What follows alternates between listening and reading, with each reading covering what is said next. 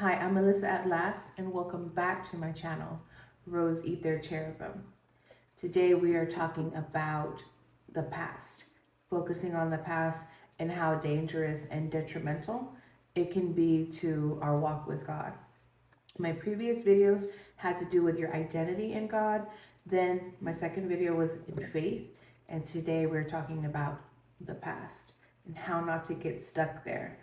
And a prime example of the detriment that can happen when you're too attached to your past or too attached to where you came from and not firmly rooted in your presence and where God is bringing you is the story of Lot's wife.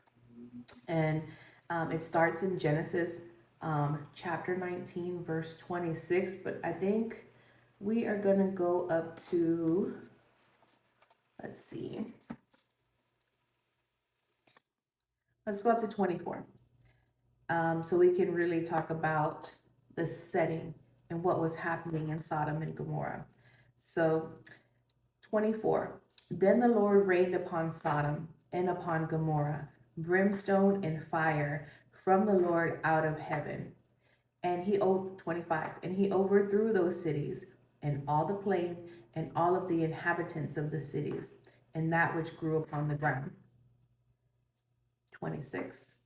But when his wife looked back from behind him, she became a pillar of salt. So something that stood out to me was that everything else was like incinerated in those two cities. But Lot's wife wasn't incinerated. She was turned into salt, into something particular. And that leads me to believe that God still had like a soft spot for Lot's wife. You know, I think God understands us even when we are moving in hesitancy. And in this case, her hesitancy became disobedience. Because if you read a little bit further back into 18 and 19, you know, God had given these warnings. God had sent down angels to say, hey, get out of here now. Go ahead and go. And when you spend your life honoring and worshiping the Lord, and God is doing these great and grand gestures to help you and get you out of a place, and there's still hesitancy, that means that there's something in your heart that you value more than God, more than God's voice, his command and his direction. And for this next phase that was coming in life, any of that hesitancy, any of that doubt, any any place in your heart that holds a bigger space than your love for the Lord, you're not going to be able to continue moving forward. And unfortunately, that was the case with Lot's wife. But the way I see it and the way that I feel is that she may have loved the Lord to a degree, but there was something there, whether it was an attachment to worldly things, her home, or the memories there, that just had more of a pull. And God knew that there was love for him within Lot's wife. And that's why he didn't totally decimate her like he did every living thing in those two cities. Like, you know, there's not even grass. This is just, you're just desert now. You're just non existent. He didn't do that to her. And even though it may seem harsh, there was still a semblance of mercy and of his grace in turning her into a pillar of salt. But I'm partial to my God. So to me, it's like I'm always going to find the good in what he's doing, even if there is a punishment, even if there is something he is being strict about. Like, I'm still going to be like, well, he was still graceful in this area. He was still merciful in this area, because in everything he does, if you're looking closely, you can still find the mercy in it. So I think people stay stuck in their past because it's something naturally that our brain does. It begins to form our own identity and use our past experiences to define us. And when we talked about in our first video, that's not the case. God does it. And God will have you change forms many times. Much like a caterpillar. The caterpillar is a creepy crawly thing. And if it stayed stuck in that identity, I don't think it ever really go into a cocoon. Because going into the cocoon, it moves so fast within that cocoon because it's changing, it's metamorphosizing. And it goes so fast that it becomes a goo. It's just a substance in there. It's not even the shape of the caterpillar anymore. So you can stay stuck in the identity of being a caterpillar. Now, once that goo completely becomes goo, it gets hot, it moves around too much, it becomes goo, and then it starts to form within the cocoon. And then you come out and you have the butterfly or the moth. But you went from a creepy crawly thing to a thing with wings. And I really feel that we want to get stuck in, we're a caterpillar, we're this thing, we're a worm. You know, we are who we are, and it's not going to change, when in fact, God does want to metamorphosize you. The cocoon may be harrowing, it may be scary, it may even be painful, but it's better than staying a creepy crawly thing and not becoming who God truly intended you to be. And again, looking back is something that harms us the most, because what is it that we're looking for? What is it that we're still attached to? Our attachment needs to be to God's voice, to our calling, to who we're meant to be and the work that we're meant to do in this life, for God, to bring God's energy and God's presence and God's name, God's praise in every aspect of our life, and then in every part of the world that we touch. So looking back and staying stuck on things, and that can happen, for instances with PTSD or stuff of that nature, traumatizing events, you can stay stuck in that loop. And God never has us really moving in a loop like that. Does he bring things full circle? Yes, but full circle is different than being stuck in a loop, stuck in a cycle of things that are happening over and over again. There are people that I met that proclaim that the best days of their life were high school. And I'm like, why would you say that? That's a terrible thing to say. That is definitely not a brag. Again, in high school, we were still growing into who we become. Every day we should be looking forward to better. Every day we should be looking to adding on to our story, not reliving and rehearsing past events. So it's important to not look back, and especially when God is calling you forward. Again, I talked about how Lot's wife, she had this hesitancy, and there comes a point in your walk where God is a little more strict, and your hesitancy and your doubt doesn't just become that. It truly becomes disobedience, because he's calling you. He has built this relationship with you. He has built the trust. And not that God has to earn anything, but the way he gives and the way he blesses, he has earned that right for you to trust him unwaveringly. And for you to be honest if you're ever going through those things, but to not act on feeling doubt, to not act on distrust, because he has proven himself time and time again that he deserves the trust from you, that he deserves the best from you. And when we show God that we're willing to keep stepping, that we're willing to keep forward on our path, those are the actions that show trust. Those are the actions that show I care about you above anything that this world has to offer. Even if the memories were beautiful, even if the memories were bad. And a lot of times what our brain tries to do is it'll repeat these memories because our brain is trying to protect us from ever feeling pain again. But what God shows us is that we transcend that pain. So anything was a lesson. We learn it, we let the pain happen and we feel it, but we let it flow through us and we release it. And that's the way that we transcend it, because it doesn't become this big pitfall that we fell into. It was something that happened that we learned from, and we know God protected us in the beginning, middle, and end of that whole entire experience. So we don't need to keep looking backwards. We don't need to keep rewinding and rehearsing what went wrong, because we're not fully reliant on our own mind, on our own, even on our own spirit to get us through things. We're reliant on God. And we know that since He got us through that, we can trust the process of whatever it is that's happening.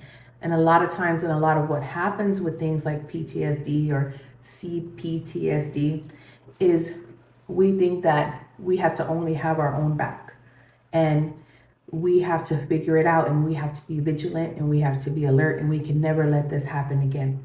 And you begin to shift and let go of that type of mindset the more that you read your word, the more that you pray, and the more that you choose to experience life with God, walking hand in hand with God, that all of it's okay, that you are stronger than any pain that you felt, and that God grants you discernment. He protects you. He gives you signs. He moves things out of the way. For example, I was at a red light, and I was taking my son to school, and I saw like a flash of blue in the middle of the intersection, and I was like, am I am I tripping? It did like the sun glare in my eyes, but it was blue, and I was like, what the heck? So I paused, and the light had turned green, but I didn't go into the intersection because I thought something was going on with my eyes, like, do I need to change out my contacts? What? Like, I needed a moment to pause before I continued forward. And I paused. The light was green for like 5 seconds, 10 seconds even. And a car on the opposite end just blew through the red light. And it would have hit me if I would have just went at the normal time that the light turned green. So even in those moments of what's going on, I'm a little bit disoriented. I am seeing and understanding that I am protected in all ways. God is going to give me a sign. God is going to stop you, because he only wants good things for you. He's going to protect you. And once you fully trust and believe in that, you stop looking to the past. You stop looking for, am I seeing similar things in these people? Am I seeing similar things in this situation? Am I in danger? You're going to know, and God is going to protect you. And you have to trust in that. And that's part of your faith. That's part of your belief. And that's part of what happens the longer that you walk with God. And that's why when you have really been walking and God shows you how He protects you, that hesitancy, that doubt, that disbelief, it becomes disobedience because you know better already. And when you're a baby in the faith, a lot of that is forgiven because you're growing, you're learning, your faith is getting stronger. But when you've spent some time and you've gone through really tough life or death, harrowing experiences with God, no, you know better. If you don't jump, if you don't move when I'm asking you to, because I would only ask you to if it's for the best for you, if it's giving you the best quality of life. And you're not doing it, that's disobedience. And to come from the bloodline that Lot came from, to understand and have angels in your home and you don't move,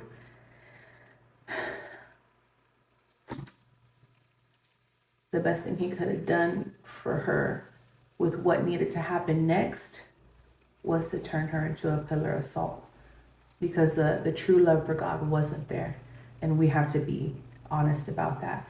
And that's why it's sometimes like, I haven't fully got into Peter yet, but I know this verse where he is talking about it is better to never have taken that walk or never taken that commitment with God than to go backwards and then try to come back again.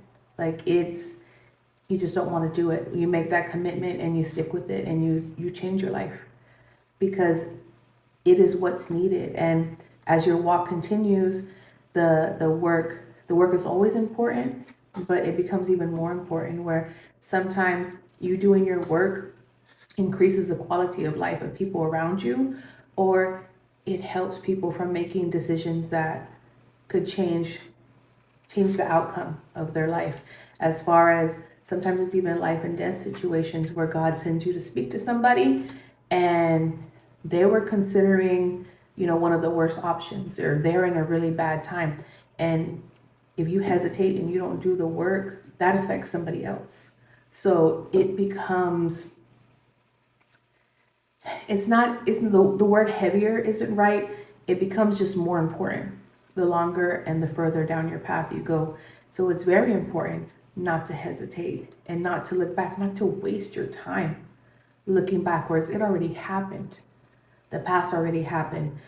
What's important now is the presence. What's important now is developing your relationship with God. What's important now is keeping your vessel clean and clear so you can hear God the way that you need to. You can hear and receive the message and move in the way God needs you to, because you're doing your work, your responsibility to make sure that you are in a place to always hear Him and you're always communicating, because we're important. He put us here for a reason, and He put us to interact with people for a reason. And I think I really had to learn that with letting people go.